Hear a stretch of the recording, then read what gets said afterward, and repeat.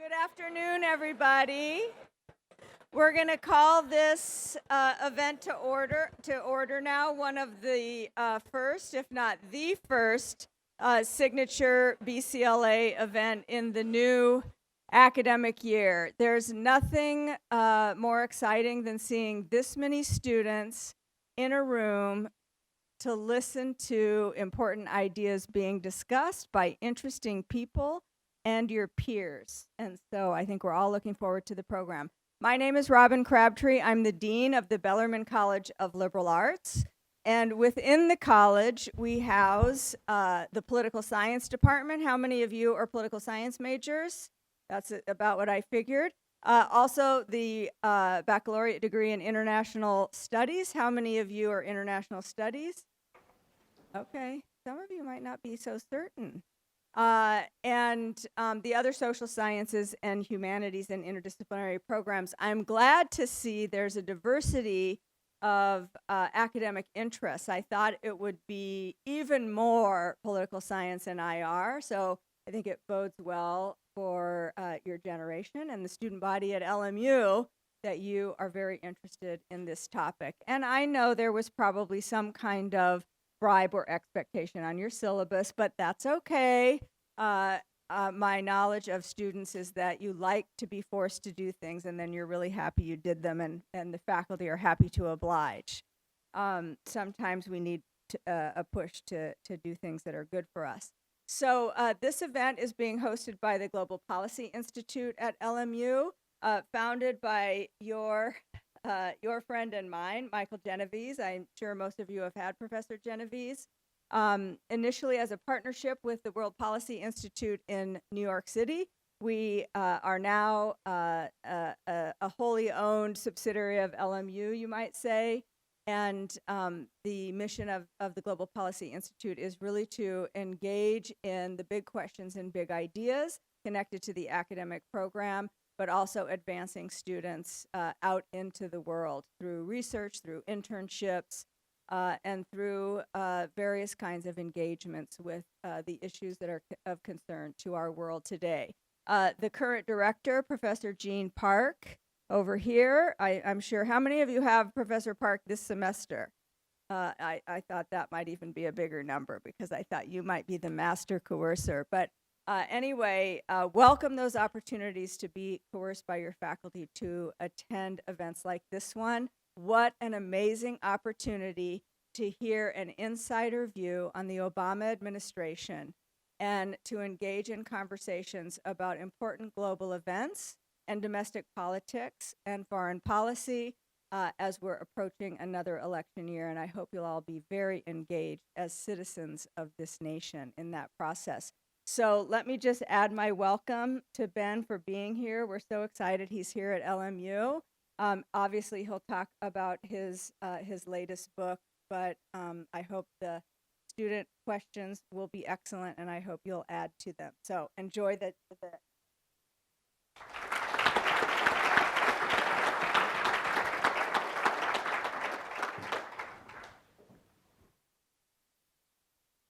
Hello, thank you for that introduction. On behalf of the Global Policy Institute at LMU, we'd like to thank Robin Crabtree, the Dean's Office, for tremendous support in putting this event together. And we'd also like to thank our numerous co-sponsors, Asian and Asian American Studies, History, the International Relations Program, Political Science, and Sociology. And you can see them listed there, partly blocked by the plant. But I think that long list is really a testimony to the broad interest across the university in hosting Ben Rhodes. And lastly, we'd like to thank the people who did a lot of the legwork to make this event possible. I'd like to give a special call out to Allison Mullen in the Dean's Office, as well as also Mark Cooper, Political Science and International Relations, Declan Tomlinson, and also Brittany Benjamin Amante. So we're really pleased to be able to host Ben Rhodes tonight. His background, I think, are familiar to many. Some in this room will remember Mr. Rhodes for his time in the Obama administration, all 8 years of it, as Deputy National Security Advisor. And many will recall some of his accomplishments, such as his role working with the Vatican behind the scenes to normalize relations with Cuba and the United States. Others will remember his memorable foreign policy speeches that he wrote, and others will also may recall his critical role in bringing about the Iran nuclear deal, JCPOA, and much, much more. Others, including many students in this room, may know more for his work after leaving the Obama administration, including frequent media appearances and his commentary on Pod Save the World, based right here in LA. Ben recently, earlier this year, published a book about his time in the Obama White House. It's called The World as It Is, a memoir of the Obama White House. The book is a fascinating look inside government and in particular the Obama administration. One can read this and think, okay, they may have ideological differences, they may have policy differences, and some may point out what they believe to be mistakes in policy, some potentially quite consequential. But the book really is a unique view into how one individual and the administration that he was part of grappled with incredibly hard questions and did so with its heart in the right place. I highly recommend the book. After the talk, there are books for sale out there, and Ben made himself available to sign copies up here at the podium. So having spoken to many people preparing for this event, I've really been struck by how broad the cross-generation appeal of Ben is, especially among young students who may have little memory, actually, of the details of the Obama presidency. And I think this visibility among young people and students is quite significant. Young folks are the ones that are going to have to deal with the long-term consequences of what's happening right now. Climate change, threats to global stability and peace, rising populism and nationalism, weakening of democratic norms, the collapse of social consensus, and you can go on and on. But there are also young people, currently the largest generation in the United States, and thus may have a greater collective capacity to do something about it. We're very fortunate to hear Ben's thoughts tonight on the world as it is and what we can do about it. So we thought it would be particularly appropriate to have two LMU students lead this discussion, and I'd like to introduce them. We have Tia Carr, who's the third year International Relations and French student at LMU. This past summer, she spent time researching peace building with the director of the International Relations Program, Jennifer Ramos, who I believe is here. She's also a member of a service organization that works locally to deal with food insecurity. Her main interests include climate change and also Middle Eastern politics. So we also have Yolanda Nusakari, who is a junior studying international relations with a minor in computer science. She spent half the summer teaching English in China, and she also, last year, was one of 3 undergraduate fellows in the nation to receive a very prestigious Foreign Affairs Information Technology Fellowship with the U.S. Department of State. And when she graduates, she'll work with the State Department. Yolanda aspires to become an ambassador, and one kind of fun fact about Yolanda is she's also a very talented vocalist, and just last week auditioned for American Idol. So now, please join me in welcoming Ben, Tia, and Yolanda to the stage.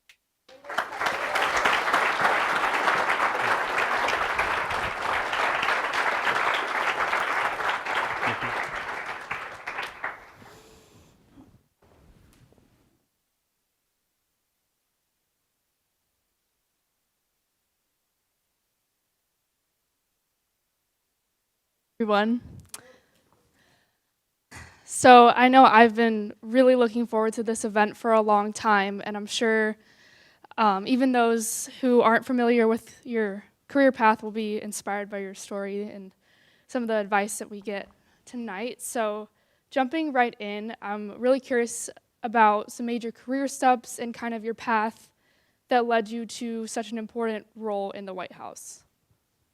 Well, first of all, it's great to be with you guys, Tia and Yolanda and everyone here. Thanks for hosting me. My career path. So, I graduated from college in 2000, which is now a very long time ago. And I was on a trajectory. I was getting a master's in fiction writing at NYU, which if I'd known how much grief I'd get about that from the Republican Party over years in the White House, I probably wouldn't have done. But I was working political campaigns. I was actually teaching in New York, and 9/11 happened, and I witnessed the second plane hitting the towers and the first tower falling. And I kind of just knew instinctively that I wanted my career to have something to do with this, with the response to this attack that I had a sense was going to reorder the direction of American and global politics. And I applied for journalism jobs down in DC because I wanted to write and I wanted to focus on foreign policy, so I thought I'll be a journalist. And the editor of one of the magazines I was interviewing at said, have you ever thought about being a speechwriter? Which is not something that anybody thinks about being. And I thought he was kind of putting me off nicely, but he referred me to somebody who ran a think tank in DC, a guy named Lee Hamilton. And I took this job as a speechwriter for him. And he ended up getting appointed to be the co-chair of the 9/11 Commission that investigated the September 11th attacks. And then a commission that looked into Iraq, and so I stayed with him for 5 years. And I became increasingly frustrated that you could work on commissions, even ones as high profile as the 9/11 Commission, and they could make recommendations, but if the politics didn't change in the country, then a lot of things I was frustrated by, the Iraq War chief among them, weren't going to change. And there is Barack Obama coming along as an anti-war candidate, as a candidate of generational change, and I kind of took this flyer, he was 25 points down when I went to work for him, to basically move out to Chicago, live in a tiny apartment, go into debt, and see where that led. I think the basic point I'd make to people here is, if I had a plan to work in the White House, I never would have ended up working in the White House. That not having a plan, but following things that were interesting to me, working for people who I admired, taking the occasional risk, and yes, having some luck along the way, obviously. It was my journey to being in the White House when I was 30. And the reason that's also important is that because I wasn't thinking of like a resume as something that you build as a series of boxes you check on the way to something, I was actually better at my jobs because I actually wanted to be there. So I worked for causes I cared about or people I believed in. To me, that's what made the difference.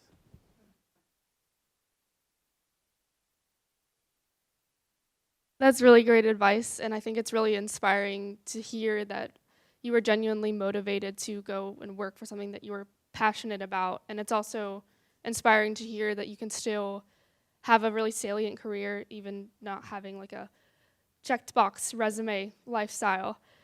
And also, I'm also curious if you feel that your kind of capacity as a creative writer had any positive effects on your career, and if you took any of those kind of liberal arts values and think that they were, kind of an asset to you. Oh, yeah. I'll start with the liberal arts values and then circle around to the creative writing. It's interesting when you're in a position of responsibility related to foreign policy. You come to understand that if you only operated in the realm of think tank policy papers and even political science analysis, nothing wrong with that, obviously, but that you're only looking at a problem through one narrow keyhole. That if I wanted to understand Vladimir Putin's mindset, if I didn't understand something about Russian history, I would just be woefully wrong. If I wanted to understand the state of Middle Eastern politics and I didn't understand the history of colonialism and the Cold War, I was going to miss a big piece of the picture. If I, frankly, really wanted to dig in to a place like Cuba, where I was the negotiator with the Cubans, and I didn't understand the history of the Cuban Revolution, there's no way I could understand anything about the people sitting across the table from me. So history is hugely, I actually worry that the kind of movement away from history is making America kind of unilaterally disarm in its knowledge of the world and these forces that are shaping the world that have a lot more to do with historical occurrence than just about, designing in a think tank somewhere like a range of tools that you can use to make policy. I would also argue that literature is important. If I was writing a speech that Obama was going to give in a country that I didn't understand much about, I'd try to read like who is the preeminent novelist of this country, and can I read something by them? I think the only thing I'd say about creative writing, at the risk of getting myself into trouble about he's making stuff up, but storytelling is what politics is all about.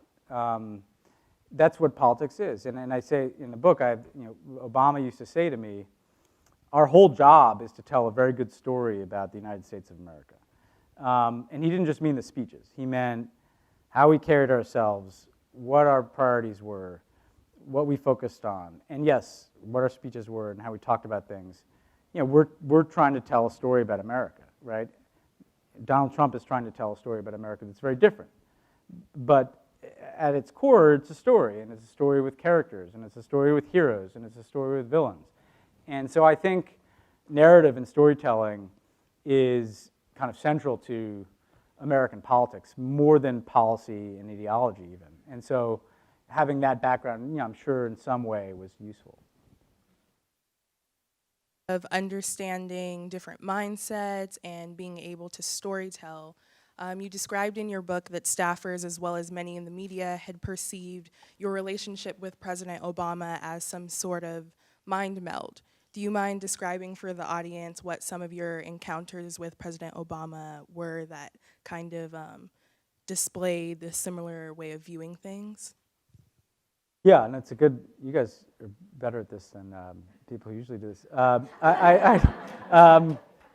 Because it's really interestingly put. I mean, I guess the first thing is, I had to understand when you write for somebody, particularly someone who cares about their words. I mean, writing for Trump is probably not that hard, but you need to understand what their worldview is and where do they come from.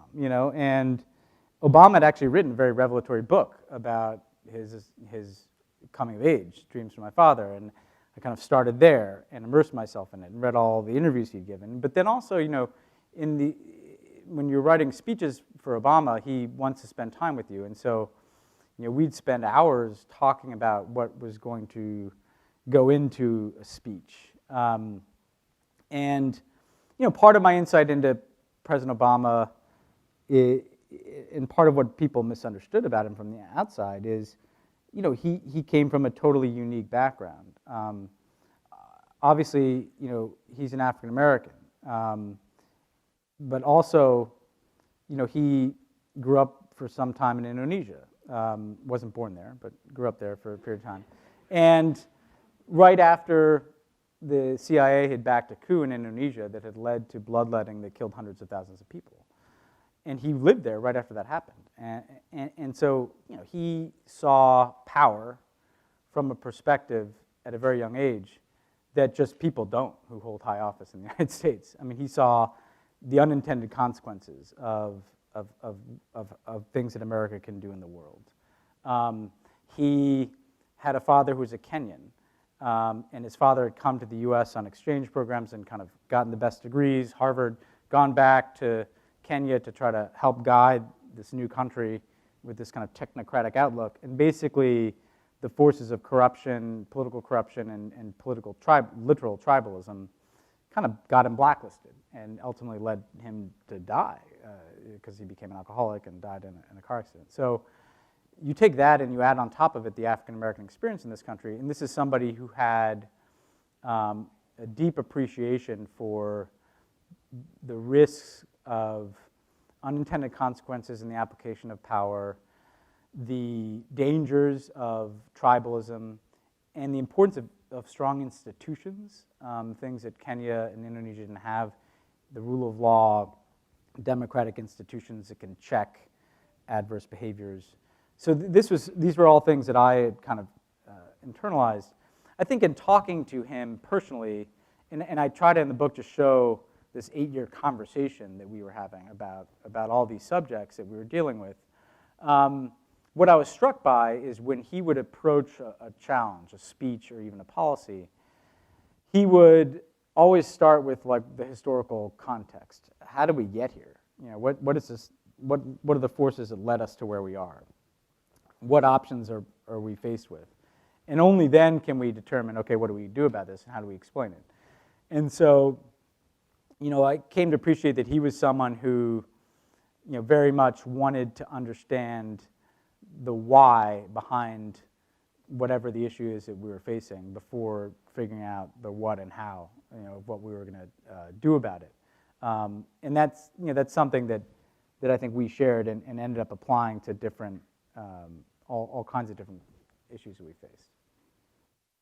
And I'll give you one more concrete example to make sure I'm answering your question specifically. The Arab Spring. You know, I remember at the beginning of that, you know, Obama saying to me, you know, his instinct was these protests, we have to understand that these protests are as much about corruption and just anger built up over generations at corruption as they were about things like freedom of speech. You know, that the humiliation of corruption and the marginalization of corruption that he had experienced in his own family in places like Kenya, you know, I think gave him an insight into why this pot was boiling over that was different from just the normal prism of like, these people want American governance, not the governance they have. No, it's something slightly different than that, you know. Thank you. I know you had also briefly described in your book being able to empathize with Obama as an African American because you are of Jewish heritage. And I'm wondering, were there any instances in which you felt you could not properly articulate Obama's point of view, and when and why? Yeah, well, I don't know that I could empathize. You know, what's interesting is I could empathize in a weird way. I have my own mixed identity. You know, my father was a Christian, my mother is Jewish. From different parts, you know, my father's from a small town in Texas, my mother's your kind of classic New York Jew. And the idea of being a polyglot and negotiating different identities, that even more than the kind of sense of underdog, you know, Jewish and African American experience, I think was something that was not I couldn't hold a candle to his identity, but you know, was something we talked about. Yes, I write in the book that I often felt inadequate in having to give voice to a certain vein of the African American experience. I also think that, candidly, I was guilty of, you know, when people would say to me, Obama, he was naive in thinking that his election would end, you know, racism in America. And I'd always say to them, Barack Obama was the last person in this country who thought that was going to happen. In fact, I didn't meet any African Americans who thought that was going to happen. That was something that probably well-meaning white people thought, right? And maybe I was one of those people, right? And liked to hear him say the words that made me feel good about racial progress. You know, I had to kind of confront that when I got a sense of just how virulent I think the racism was that was directed at him in this country and in other countries. You know, I realized that there was an experience that I couldn't empathize with or walk around in those shoes. And what was interesting to me, I tell the story in the book, is I had to write his eulogy for Nelson Mandela in Johannesburg, and I felt completely inadequate to this task. And I kind of threw myself into this and wrote, you know, my version of it, which is like, you know, the Invictus movie version of it or something. And said to him, like, you got to work on this thing, because I know there's something I'm not putting into this. And he did, and he ended up just injecting into this the meaning of someone like Nelson Mandela to him in a way that I couldn't. And so I had to understand where my experience ended and his had to go beyond, and how that could be present in speech. What was also interesting about that experience is I used it as an example of one of the times in which there was, you know, a racism that a lot of white people don't see. So he goes and gives this incredibly powerful eulogy. I think it's one of the best speeches he's ever given about Nelson Mandela, what Nelson Mandela. Here he is, the first African-American president, eulogizing the most important African in the last century, you know, hands down. And globally, this is a big moment. And globally, everybody wrote up his eulogy and kind of dissected it and talked about it. In Africa, people still talk to me about it.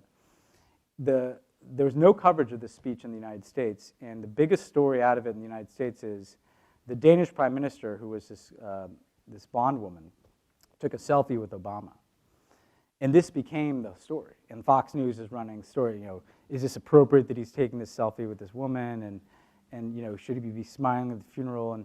But what nobody would name that was obvious is, putting aside just why aren't you covering Obama's speech, would it have been newsworthy if a white male president took a selfie with a blonde woman? I don't think so, And there were little things like, not little, there were things like that constantly happened that I didn't have the frame of reference until I had to endure 8 years by his side to see the kind of ingrained habitual racial issues that he was dealing with that again, I was only dealing with by proxy.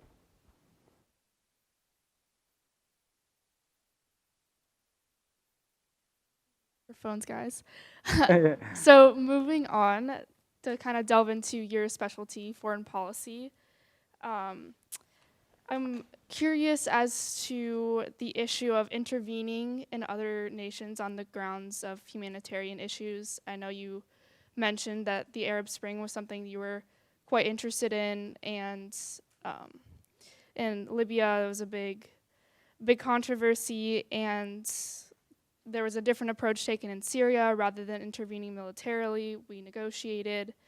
And then the issue of Burma, there were negotiations taking place, but not much military intervention for the problems with the Rohingya. And I'm just curious, is there any grounds that justify military intervention, and how do you think the U.S. should consider when to intervene and when not to intervene in another country based on humanitarian issues?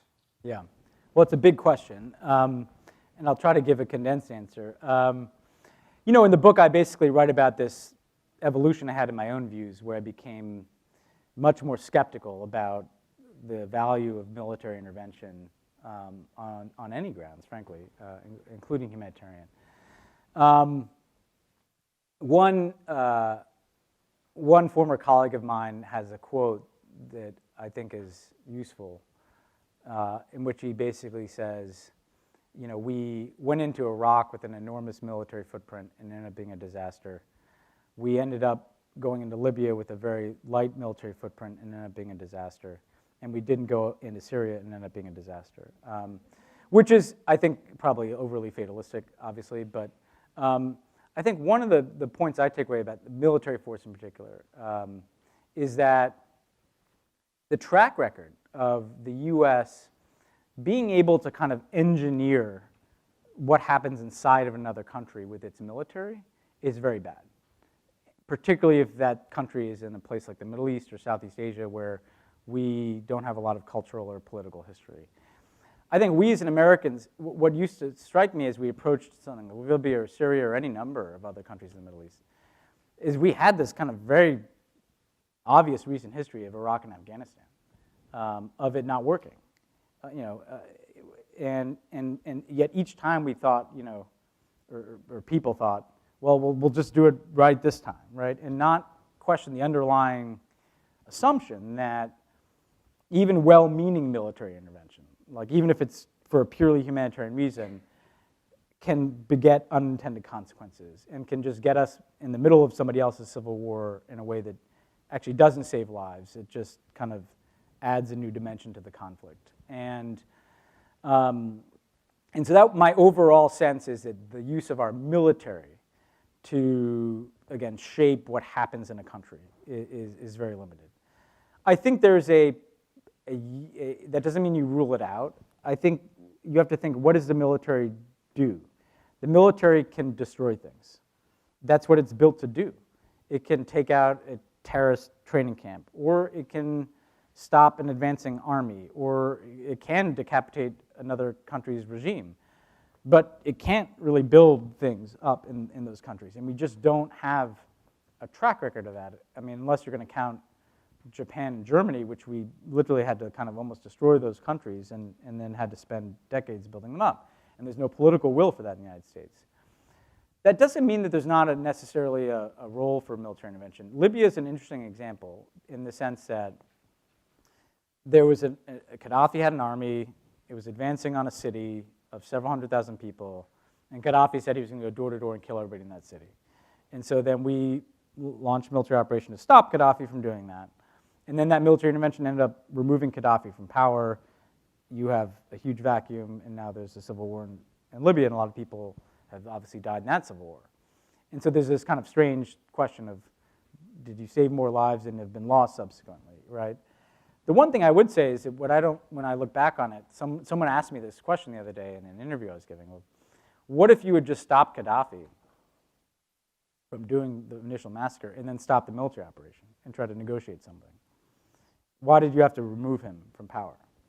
I can give you a 10-minute answer about why we thought we had to, but that's actually an interesting way to think about it. Is there a role for a very limited, precise military action to kind of accomplish a finite goal, but not move the military fully into this business of trying to re-engineer what happens in societies? That would probably be how I think about the role of the military, is you need to have an understanding that the larger scale of the military intervention, the more unintended consequences are going to be. That US-led regime change in countries is a very complicated thing that has had very bad outcomes in most places where we've undertaken it. And that, frankly, the over-reliance we've had on the military has come at the expense of diplomacy and other tools that I think are more likely to avert bad outcomes. If I look at the Rohingya question, the only thing I look back on is nobody would have stomached sending U.S. troops to the middle of Southeast Asia. It's a diplomatic question of, could you have gotten more the UN presence in those areas to create a check against what the Burmese military ended up doing in 2017? But that would be how I think about it now.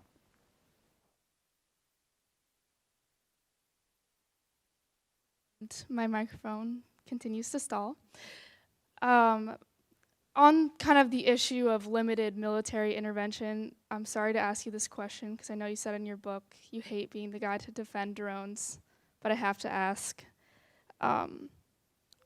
Critics have pointed out that the use of drone strikes was at an unprecedented scale and was often used without restraint or stringent regulations. And I'm wondering if you could kind of give us some insight into the justifications that the administration used in authorizing so many strikes. Yeah. I'd say the first thing is you have to think about drone strikes as just another way of taking a military strike and of killing people, right? It kind of assumes its own mythology because it's unmanned drones, but they're unmanned cruise missiles we fire at places. To me, it becomes a question about when and how do you kill people with the use of military force. And over the course of the Obama years, what he ended up doing is putting a lot of constraints on when can you take a shot, and we won't have any tolerance for civilian casualties and what have you. I will say, though, that I was uncomfortable with the scale of drone strikes in the Obama administration. I think there's a place for it. I mean, the reason I think there's a place for it is if you know that there's a terrorist plot emanating from this one place or this one person, and you have no recourse to have the host country detain that person, and you have no,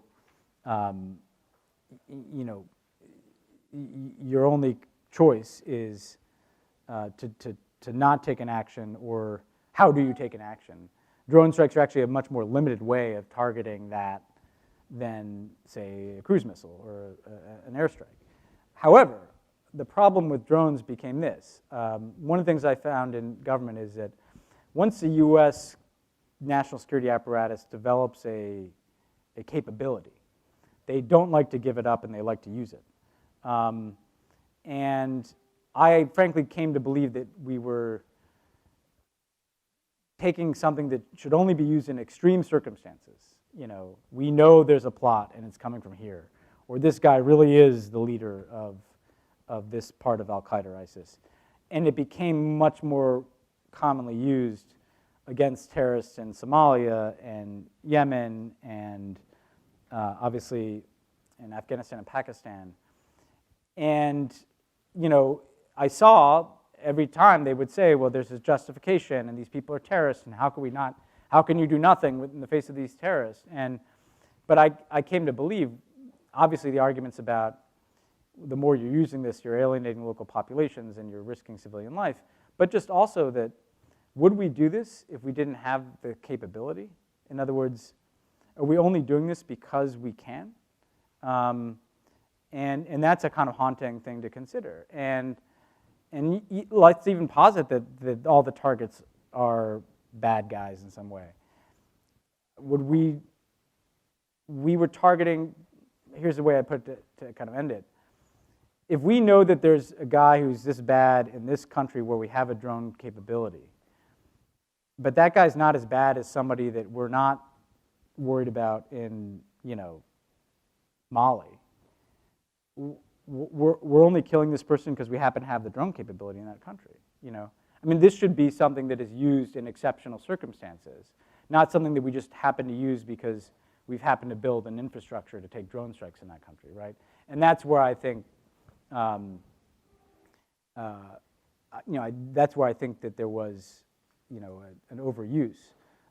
Not that the people who thought they were doing that were bad people. They genuinely thought they were, you know, these are all terrorists, right? But I think that the U.S. government needs to restrain itself more than it does in the use of lethal force. Thank you for offering us more personal insight on that. In the world as it is, you describe Obama as having been received very warmly by non-Western countries. Could you tell us a little bit more about the kind of effect that having a person of color in one of the most powerful positions in the world was, and also what effect you think having a white nationalist as president has on our current standing on the world and relations with other countries? Well, I think the first thing to understand is that the U.S. is watched much more closely than we as Americans think. I mean, everybody in the world watches our politics. It's front page news everywhere. They care about what happens here. Because we're the sole superpower, but also because we represent both the successes and failures of the small d democratic story in the world. And you know, part of what people don't understand about foreign policy is when it comes to things like democracy, it's not this foreign policy or that, and it's not even the Marshall Plan, and the thing that was so successful for so long was our example, like that we are this country that is diverse, and where immigrants can succeed, and where we can generally work things out, and we have these huge problems, but there seems to be some capacity for democracy to fix those problems, right? So, you know, the civil rights movement was a huge boost to American foreign policy in the Cold War because we were using our democracy to try to fix a problem, or at least make it better, right? So Barack Obama's election was a seismic event in the lives of literally billions of people around the world.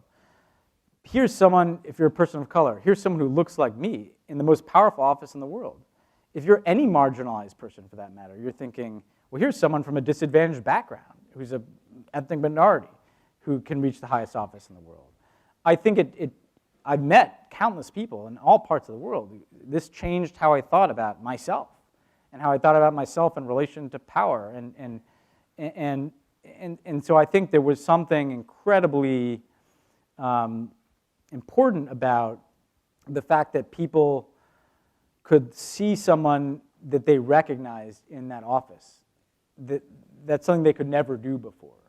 And, you know, there's countless examples. But I remember I described in the book, like, we're in Rio in Brazil, and we decided he should go to a favela, a large slum, essentially, on the outskirts of Rio, a famous one called City of God. Afro-Brazilian. Afro-Brazilians have been dealt a terrible hand. They have been marginalized racially and economically, socially in the country. And I remember Obama, we just went there, and we went there just to kick a soccer ball around with some kids in the community center. But the entire place, there's tens of thousands of people lining this route, just straining to get a glimpse of him. And him saying to me, well, this is a big part of what my presidency is about. Like, those people can see me and just see themselves differently because of that. And the people there told us that no Brazilian politician had ever gone there. Forget the American president, right? And here's the hopeful note before I get to the white nationalist part of the equation. I've thought a lot about legacy as I've watched the legacy of everything I did be taken apart. And one of the things that I've realized is I think about my political hero was John F. Kennedy. I got into politics in part because of that. I was inspired by speeches. I was raised to look up to him by my parents. I couldn't really name you like his Iran deal and his Paris Accord and the legislation he passed.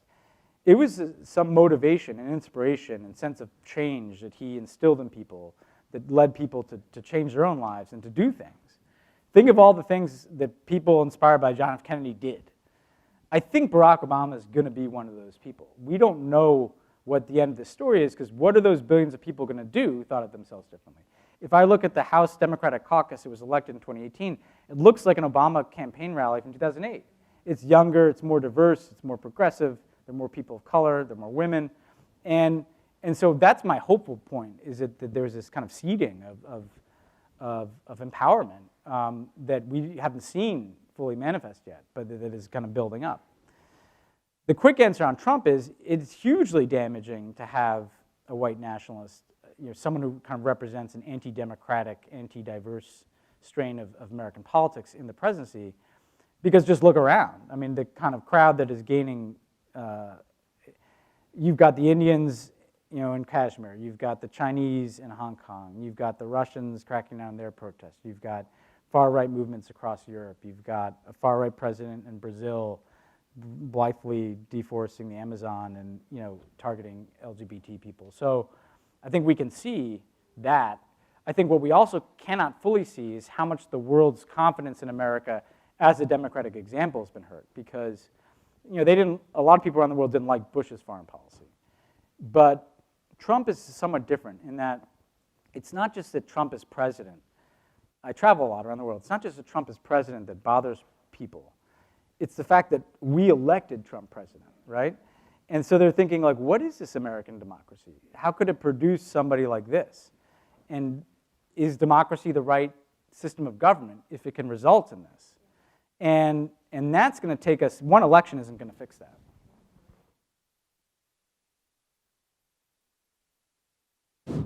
Okay.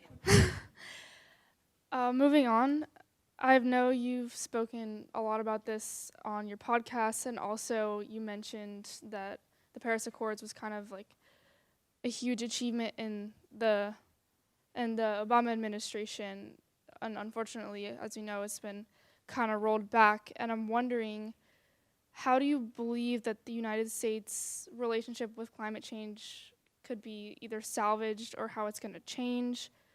Do you think that having a new president will influence or be able to salvage the U.S.'s involvement with climate change? And how do you think that the U.S. can influence other countries on acting upon climate change? I mean, ironically, the thing that is actually the safest is the Paris Accord itself, because we negotiated, brought it into force, the whole world is in it. The only country in the world that has now left the Paris Accord is the United States. If Trump is defeated, the next Democrat will re-enter the Paris Accord, and the Paris Accord will be the framework through which the world deals with climate change. So I actually don't worry about this thing, the Paris Accord. I worry about the climate, right? Because what the Paris Accord was supposed to do is establish the floor, and it was supposed to become continually more ambitious with each kind of turn of review. And Trump pulling out has given an excuse to everybody who's been dragging their feet to do less. So we want Narendra Modi to do more in India, and we want Bolsonaro to do more in Brazil. Well, these guys are looking at the U.S. and saying, well, the U.S. is not even in the agreement. And ironically, the US had done enough under Obama to reorient parts of its economy that we're actually going to hit our Paris target. That's not the issue. The issue is our Paris target is not nearly enough. It has to be more ambitious. How do you do this? I mean, the first thing I'd say is this is the most important issue in the world, and should be the most important issue in American politics and the most important issue in American foreign policy. If governments actually represented the interests of young people, like terrorism wouldn't be nowhere near the top of the hierarchy of what the national security apparatus of the US government focuses on. Climate change would be far more important. If I often like to use the analogy, you know, if a management consultant, not that that's the best thing to be, but came down from, you know, had never seen Earth and, you know, was shown the US budget and shown the problem set. And it's like, you've got this problem set where climate change is massively the most important thing because it implicates everything else, including the ability to live safely on Earth. And you're spending $800 billion on a defense budget that is designed for contingencies that we are never going to face. You know, ground wars that don't happen anymore, and nuclear wars that if they start, we don't necessarily, it doesn't matter how many nuclear weapons we have, right? It makes no sense. So what would it mean? Obviously, at home, it's going to have to mean a dramatic shift in the nature of our economy and how we use energy. But foreign policy doesn't get enough attention. What does it mean? It means that the way we got to the Paris Accord is actually illuminating on this. In Obama's second term, he basically made climate change his top priority. And he did everything he could without Congress to change the American economy. And in foreign policy, what did it mean? It meant climate change became a bilateral issue in every relationship we had with every country in the world. So there wasn't a foreign leader that Obama was going to meet with or a country that the US was going to sit down with where suddenly climate change is like the first issue on the agenda. So our first issue with China is suddenly now climate change. Our first issue with Brazil is deforestation. Our first issue with India is solar energy. And suddenly these countries get, wait a second, if I want a relationship with the United States, I got to come to play with something on climate change. Our regional relationships, our relationships with Africa and Southeast Asia and the kind of in the EU, you know, suddenly are about climate change. And we're creating initiatives within each of those entities on climate change. Our relationship with the UN is dominated by climate change. So you have to make climate change your number one foreign policy priority. You know what? Like, countries are responsive to that because the United States is the biggest, most powerful country in the world still. And when we made terrorism our lead priority after 9/11, like, we think of all the things that changed in your lives because of it. From like how you board an airplane anywhere on Earth to how you're monitored to, you know, all of the capabilities that foreign countries had to develop because we told them to develop them. If we could do that in something like terrorism that is actually not really of interest to a lot of countries, like imagine what we could do on climate change. And I saw it begin to change quickly because just in the years that Obama did that, you get from nowhere on climate to the Paris Accord. And lo and behold, and this is why I think the problem is solvable, well, not solvable, but salvageable. Once governments are moving that direction, then the markets move in that direction, and investment moves in that direction, and all, you know, states and municipalities in the U.S. or local governments abroad move in that direction. You just need the U.S. needs to give this as big a push as it can so that all the other things that have to happen kind of come in behind it.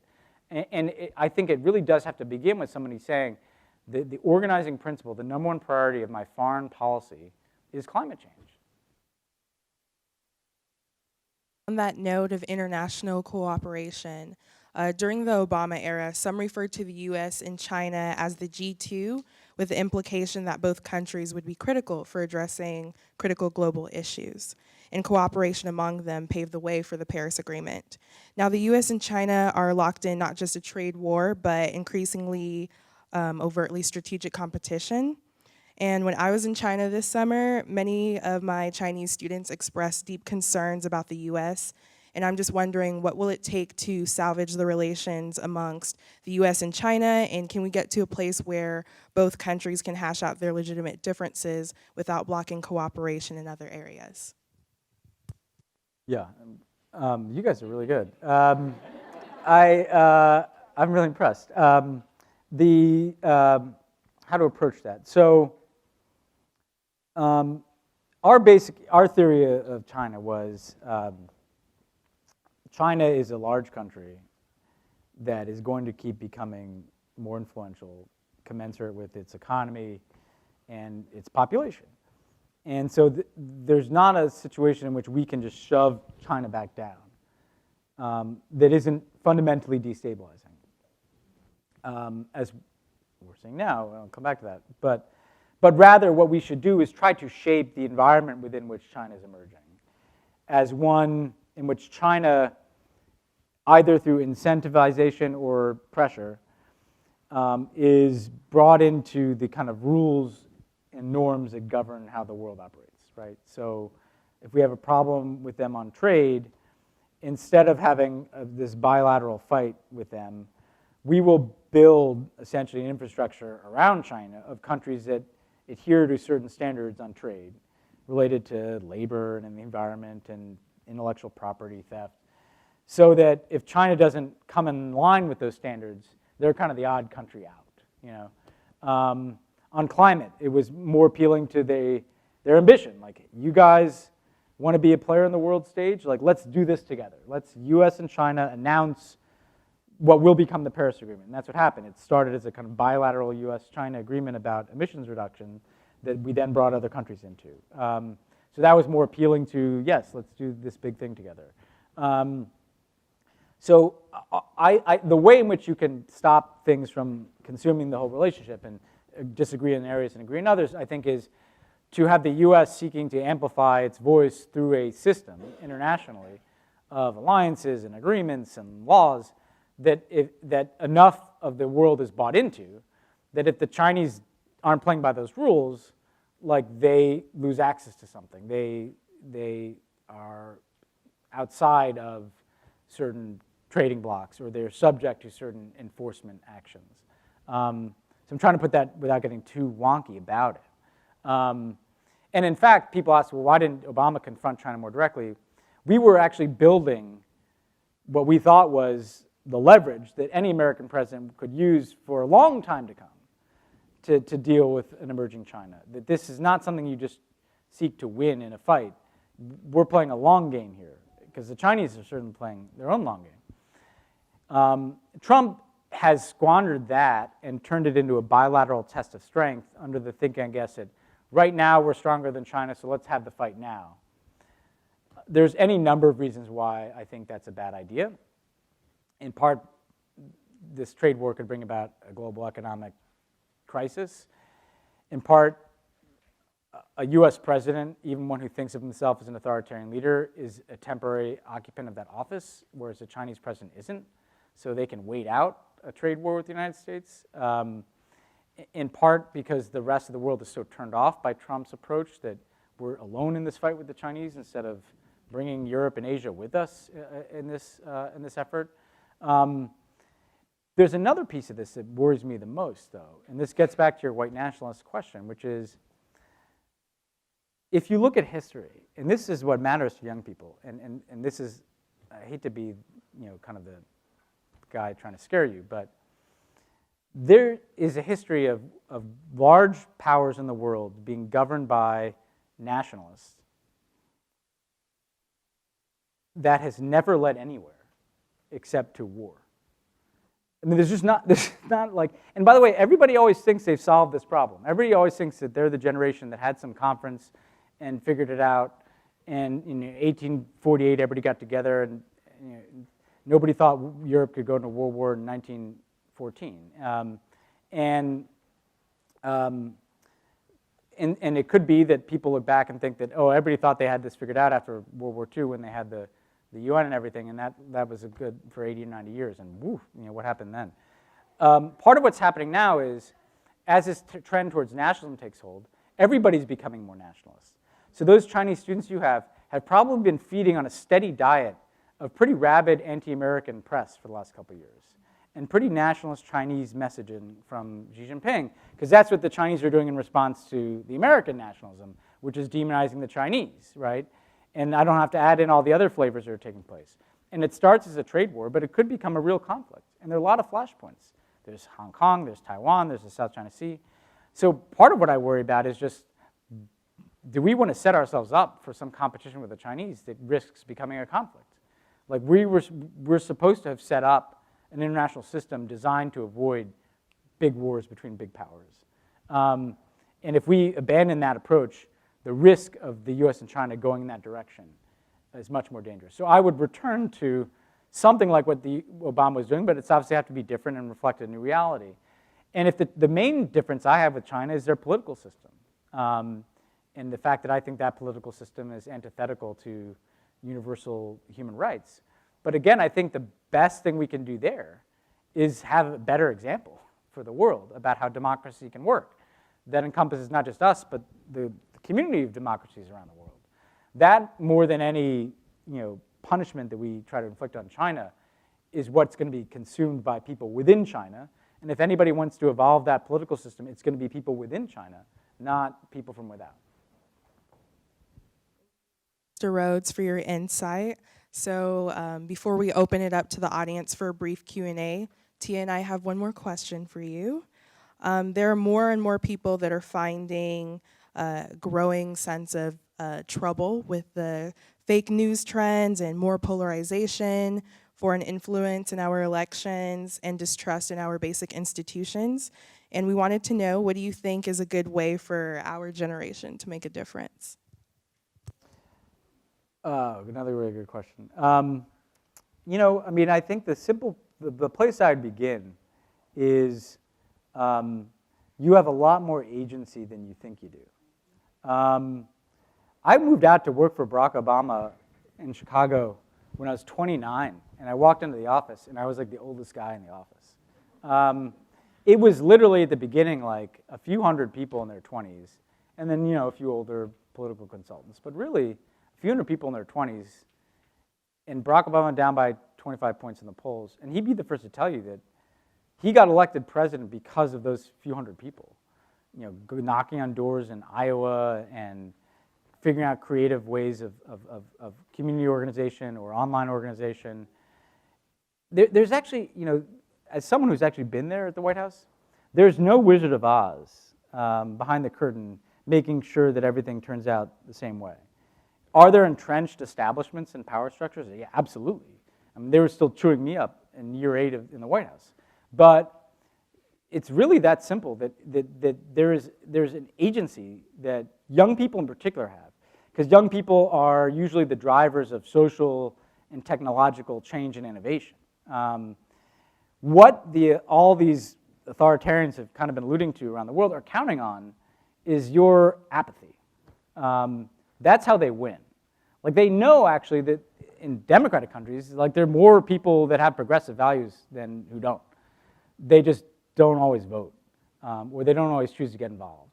And part of the reason why is because there's a lot of money being spent to make you think that it doesn't matter, that you're powerless, that these forces are kind of beyond your control. So a simple point I'd start in is you have like much, much more agency, whether it's going to politics or whether it's working on campaigns or whether it's going to work at the State Department. The State Department is not the State Department. The State Department is a bunch of people who work at a place called the State Department. And if people like Yolanda work at the State Department, like, there are going to be different outcomes than if people like the people, I know you're apolitical for the State Department purpose, but probably people have been appointed there under Trump, right? So that's a simple place I begin. The only thing I'd add to that, technology is really at the center of this. Part of what I saw while I was in government is in 2010, 2011, everybody's talking about how empowering these social media platforms are, how empowering these technologies are. People are using this to organize, to go into the streets in Cairo, or people use this to organize to get Barack Obama elected president of the United States. And part of what happened is all the authoritarians looked at this in 2011 and were like, well, we better reverse engineer this. And so they basically spent 10 years doing two things: taking social media and data and trying to turn it into tools of monitoring and surveillance. It's kind of the Chinese approach. Or taking the unbridled openness of social media and using it to sow disinformation and division, which is what the Russians have been doing with it. And not just the Russians, a lot of people.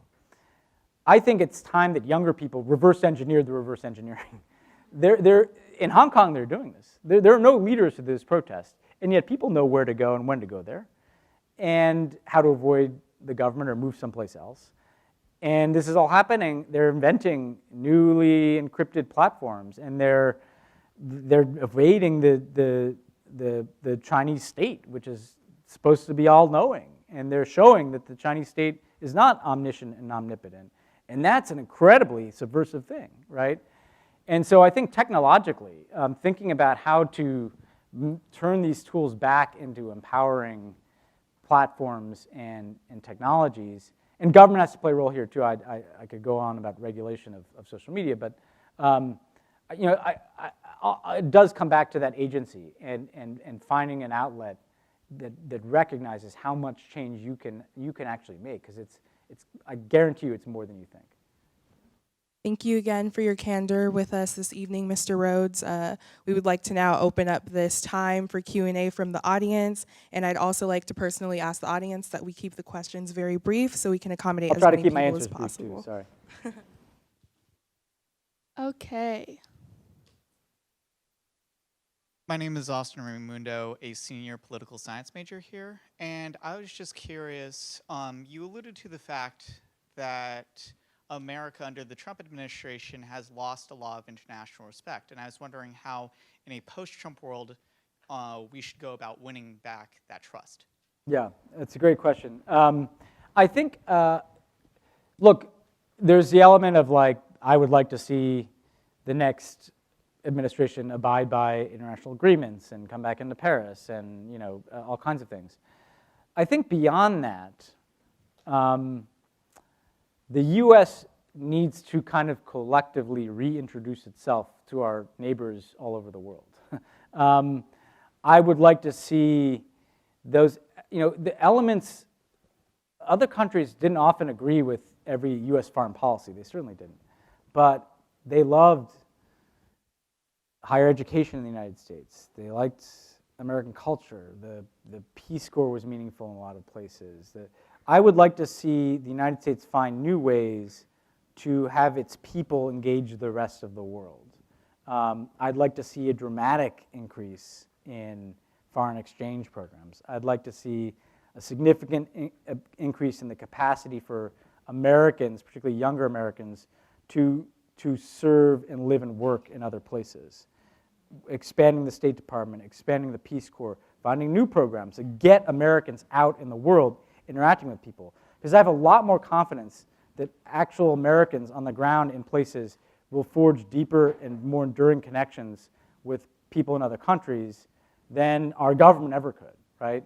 I'd like to see the industry in this city, the entertainment industry, think more about, as it becomes truly global,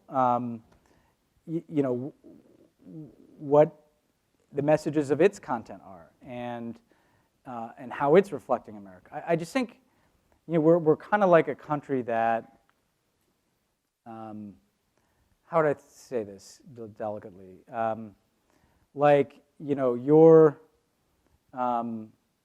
If you had some neighbors and they live next door to you, for generations, and then kind of your crazy drunk uncle moved into the house and started fighting with the neighbors about everything, and where the yard ended, and played the music too loud and broke a window by throwing something, and and then he moved out, you wouldn't just assume that everything would go back to normal.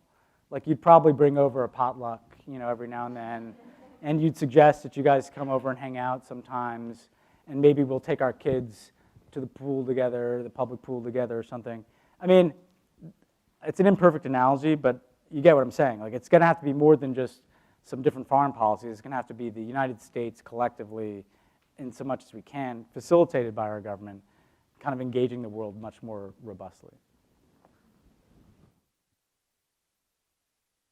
Hi.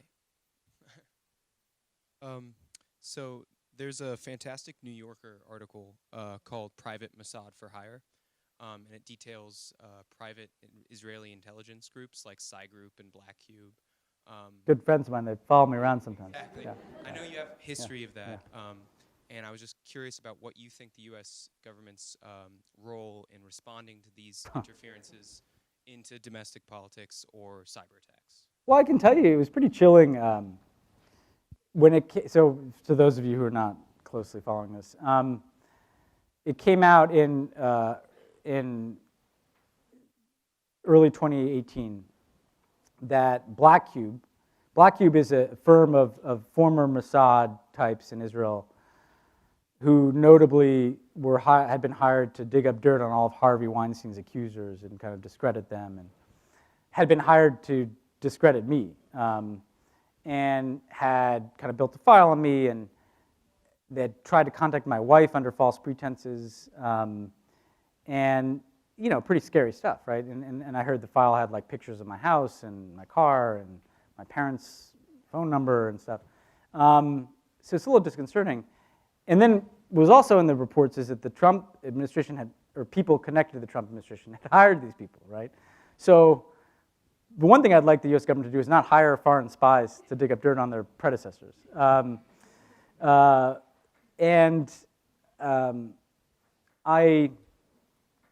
then actually started digging into Black Cube, and they seem to have a great client list. They worked for Harvey Weinstein and somebody associated with Trump, I guess, and they worked for Viktor Orban in Hungary before his last election. There's a whole thing there. I think the broader issue that you allude to is there's been this kind of crossing of thresholds in terms of political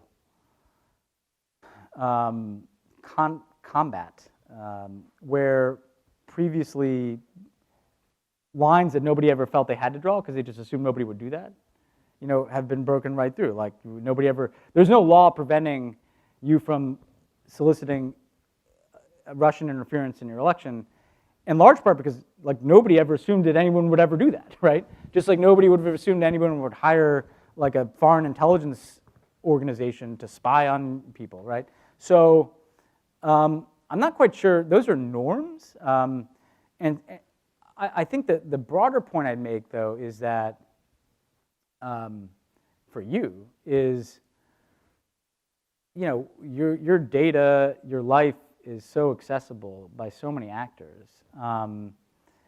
And I think that obviously that means people should be mindful of that, right? But beyond that, I think there needs to be more of an effort by the media and by citizens kind of demanding it to expose this kind of abuse of power, because otherwise there's no cost and it'll keep happening. I think the Cambridge Analytica stuff really finally hit Facebook, because Facebook had to respond when people were suddenly like, wait a second, you're selling my data? To who, right? And that should happen a long time ago, though, because there should be more public pressure around issues of privacy, I think. In Europe, there is, because Europeans have a higher expectation of privacy, I think, than Americans, interestingly.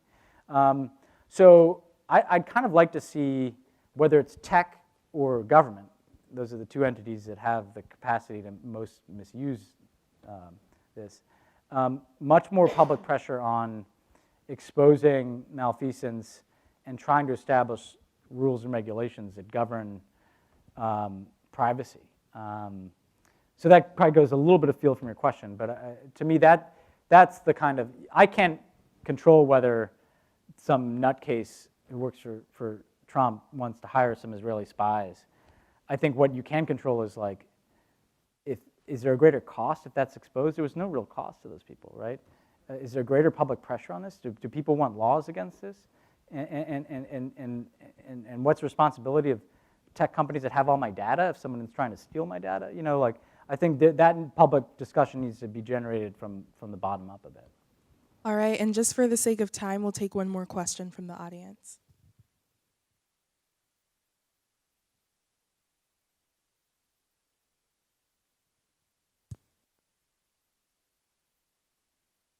If you want to package like two.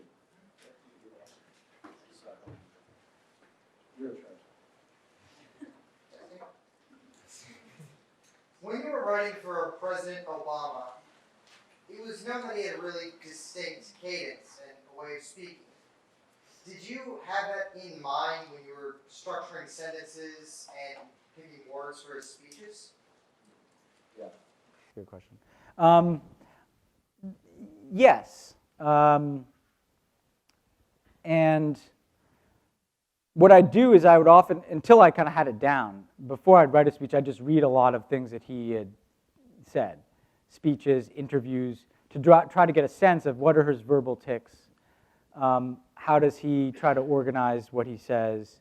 And so yes, you would try to write in a certain cadence, in a certain sentence structure, anticipating what would work in delivery, anticipating what he would emphasize in delivery, knowing the venue, because like if he's going to give a detailed policy speech, you don't have to worry about it that much. If he's going to give a speech in front of 10,000 people somewhere, you better have some applause lines built into that, where there's like, or a call and refrain, you know. I mean, the simplest answer I'd give is like, I remember we were writing this speech in 2007 that he was going to give after the New Hampshire primary, and we're like, he'd been using this phrase, "yes, we can," from his 2004 campaign, and me and the other speechwriter, John Favreau, were like, well, people are going to be really fired up because we're going to win the New Hampshire primary, because we're up by 10 points in the polls. So let's use "yes, we can" as kind of a refrain, where we keep saying, "yes, we can." And what was actually interesting is that he lost the New Hampshire primary, but we'd only written this one victory speech. And we said, well, usually you write two, and we said to Obama, like, actually, we thought you were going to win, so we only have the victory speech. And he said, and he'd read it, and he said, well, I think it works better, actually. We just congratulate Hillary at the top, and we'll just use the same speech. And then that call and response of "yes, we can" repeated became this other thing. But we couldn't have written that speech for like a State of the Union, right? So a big piece of getting the cadence right is knowing who your audience is, and is this an audience that you want to inspire, or is this an audience that you're trying to explain something very complicated to? And so the venue of a speech matters as much as who's delivering it in terms of how you write it and the moments that you look for. Rhodes has offered to be very generous with his time and allow for one more question. I know you really looked like you have a question on your mind, yes, so we'll take you as the last question. I think that's the person I saw, and it's like, that person wants to ask a question. Well, first, thanks so much for being here and for giving us your time on the day. So you mentioned earlier that we have a massive defense budget being allocated towards the military and military spending, and after the events in Iraq, it's no secret that a lot of these go to massive corporations like Khaki or Blackwater. So my question is, with all these people that have such a firm hold over our legislators, I hate to say it, and they're profiting off essentially war, in the future, how can we go about dismantling that military-industrial complex so we can take a less militaristic approach to problems in the future and pursue something like diplomacy, which you're in favor of? Yeah, it's a great question. And I guess what I'd say is, so we got literally handcuffed on this because in 2011, which doesn't feel like that long ago to me, but you guys probably don't remember it as well as I do. The Republicans threatened to not extend what's called the debt ceiling, right? So they essentially said, if Obama doesn't do what we want, we will terminate the capacity of the U.S. government to make good on its debts, is what that basically means. And that would crater the entire global economy. An interesting, just to show you that the norms breaking didn't begin with Trump, which is a very important point. And Obama, basically to avoid this cataclysmic event that could just derail his whole presidency, kind of had to negotiate at gunpoint with the Republicans this agreement on spending, where the Republicans, they know we care about social spending, they care about military spending, and they tethered the two together. And essentially, a law was passed that said there have to be analogous, cuts and raises in these two things. So it's like tying the hostage to the thing that you care about, right? I'm not saying, that's one reason why we had trouble with this. I think the military budget is absurd. People who've been in jobs like me don't usually say that, usually because they also want to get back to those jobs, and this is not a very good way of doing it, but I decided to just say, screw it, as some of the friends of the pod out here have heard. But we have $1 trillion set aside over the next decade or so, modernizing our nuclear weapons infrastructure. Well, that's insane. We already have enough nuclear weapons to destroy the world a bunch of times. We don't need to build a bunch of new ones to let us be able to do that. And somebody could come here and argue with me about modernization and the triad, and no. If you have enough nuclear weapons to destroy Russia, you actually don't need more nuclear weapons. That's my basic starting point, right? There have been trillions of dollars spent on the wars in Iraq and Afghanistan. Trillions of dollars. Imagine if after 9/11, like that money was allocated to fighting climate change instead. We wouldn't have anywhere near the scale of problems that we're facing. There's kind of $1 trillion enterprise just to fighting terrorism, fighting basically a few tens of thousands of people in a handful of countries. This is not a rational way to budget. That's not even getting at like why we're building certain planes and tanks that nobody thinks we'll ever use in a war again, right? And yes, there's a military-industrial complex, so you get senators and members of Congress from districts that benefit from this funding who become huge advocates. That's the nuclear modernization thing. It's not just guns and planes. National labs, and all kinds of infrastructure are implicated in this. So to me, I think, how do you deal with that? This may inform my view of politics more generally, which has become a bit more sharp-elbowed. But, I mean, I think there's a technocratic way and then a political way. The technocratic way is, when people talk about defense cuts, they usually start from the premise of like, what fat can we trim? And they don't question the basic assumption of, well, we have a national security budget, the defense budget, the State Department, what are our priorities and how are we allocating resources? And suddenly you're opening up whole categories of things. Like, I don't think we need to modernize the entire nuclear triad. I can save us a few $100 billion. It could go into different pieces. But essentially start from the premise of like, how would I actually choose to spend this money if I could actually choose from a blank slate and not from this Frankenstein that has been with us for decades and just kind of growing new limbs. But then politically, I would stake out a much more aggressive position out of the box. I'd come in and say, my starting position is 0 on nuclear modernization. I need to be convinced for every dollar, that people think we should spend. And again, people will hear this and tell me how crazy I am and how it's going to be the end of the world and the nuclear weapons are going to fall off the backs of trucks if we don't, fine. They may have good arguments on some of this stuff. I can guarantee you they don't have $1 trillion worth of arguments, right? So make them justify the spending. Don't make you justify the cuts, right? If you're the president and you come in and you say, I won't sign the National Defense Authorization Act. And they'll say, well, but that funds all these other good things. So if you want to fund those things, you're going to have to come back to me with something else, And there may be a really bloody political fight about this. And they'll say you're not funding the troops and all that. And you say, no, I want to fund the troops. I just don't want to fund all this other stuff. I just think nobody's ever tried to play hardball with this stuff. And politically, it's tough for a lot of reasons that we can dissect. But man, I think Americans, if Trump proves one thing, they're actually not as afraid of different approaches as people might have thought here. And they kind of have an ingrained sense that this whole enterprise of the American government is a bit corrupt, right? And so this is one where I think being a bit bolder,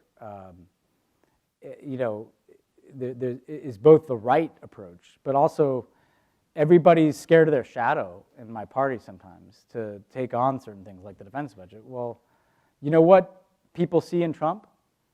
They see someone who's not afraid, right?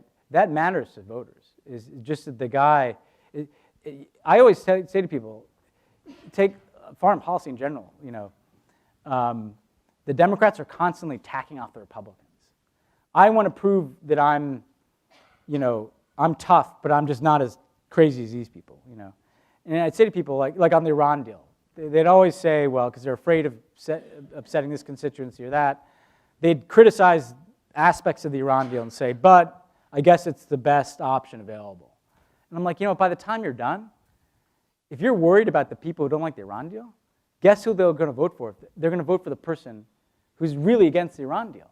Like, why not make your case for diplomacy? And instead of being afraid of your own shadow. If they want someone who's just going to shovel money at the Defense Department, they're not going to necessarily be persuaded by you saying like, well, I think we should shovel money at the Defense Department. I'll just shovel a little bit less than this person over here. They'll respect you if you actually have a view and you make an argument, right? Authenticity matters a lot more to people. I keep hearing about electability. I worked on 2 winning presidential campaigns for a black guy named Barack Hussein Obama from Hawaii. Like, do you think he was designed in an electability lab? And he won the biggest Democratic landslide since Lyndon Johnson. People respond to authenticity and someone with a vision and someone who's not afraid to take people on, right? And so this is what's needed, I think, on this and a whole lot of issues. I think it's not like whether we're too far left or center, it's whether you believe in something and are willing to make a case for it. And I'll just be blunt. They didn't see that in 2016. And, because they sense that maybe I'm not hearing the whole truth about what this person really believes. They'd rather hear the whole thing. And they're going to hear it from Trump, right? It's an opportunity with Trump because the blackboard has been erased. Like, you can come in and say, here's what I'm for, whatever it is, and make your case. And we should do it. Wow, thank you for articulating that so well.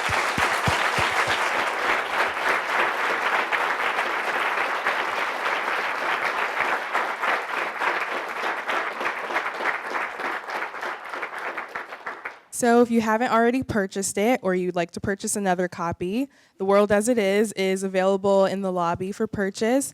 And if you would like your book signed, Mr. Rhodes will be around for a few more minutes signing. Thank you.